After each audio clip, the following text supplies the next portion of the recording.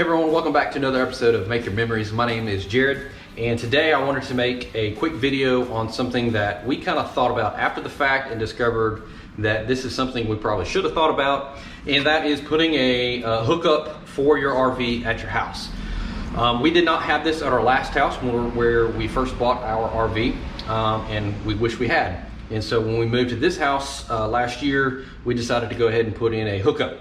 And the main reason for us, there's really three reasons that we did it for. There's really a fourth that we'd like to do this eventually for one day. But the top three reasons for us of why we chose to put a 50 amp hookup or an RV hookup at our house was when we first took off on our first trip, we would bring the camper home or the RV home because we keep ours offsite. We don't keep it here at the house, we keep it offsite.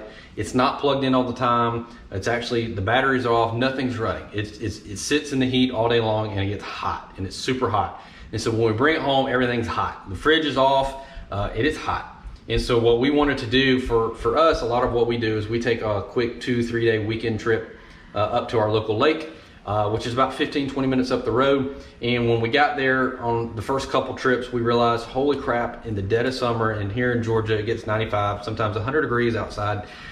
And in that summer, it takes hours for that RV to cool off with the AC running full blast. And so the number one reason we wanted to put in a 50 amp hookup here at the house, or an RV hookup here at the house, was because we wanted the AC to be, or the RV to be really cool. We wanted to be able to run the AC at the house so that when we got there, again, 15-20 minutes up the road, all we had to do is plug it in, turn the AC on, and it's already, for the most part, cool. And so that was a game changer for us. So, but what we did was we put in a 50 amp hookup. My RV, my specific RV is a 30 amp, and it's a 30 amp hookup. And so I just bought this extension cord to get from the garage to the RV in the driveway. It's not quite long enough, so I had to buy an extension, but it's a 30 amp.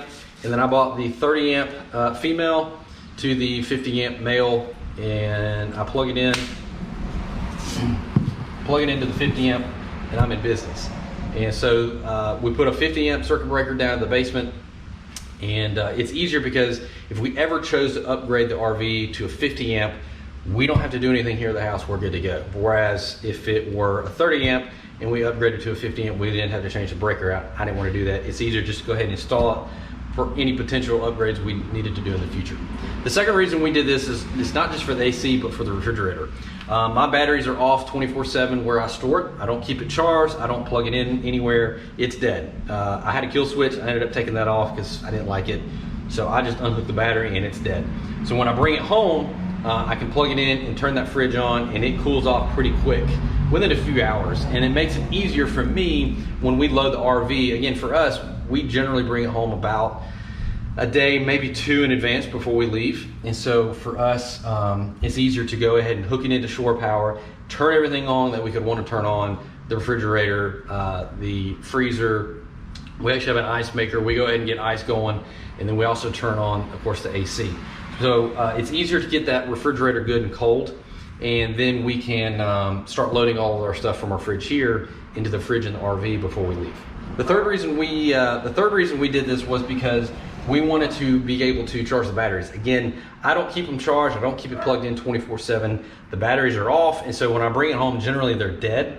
And so I can bring it home, plug this into shore power, and charge the batteries without having to specifically plug in a battery charger. It's a lot easier that way.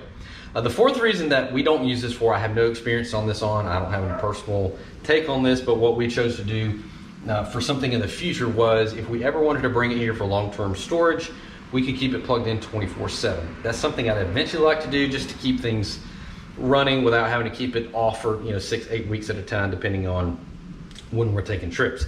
We've taken 4 trips in the last 6 weeks, so it could be anything like that in the future. So my brother-in-law mentioned he was awesome enough to come out and hook this up. He's an electrician. He came out, cut the wall out, we ran the cable through the floor joist, ran it around, and hooked it into the breaker box. Again, I ran a 50 amp, so I don't have to change the breaker out if I ever choose to upgrade in the future. Whereas if I did a 30 amp and we upgraded from a 30 amp RV to a 50 amp, we would have to change out the breaker.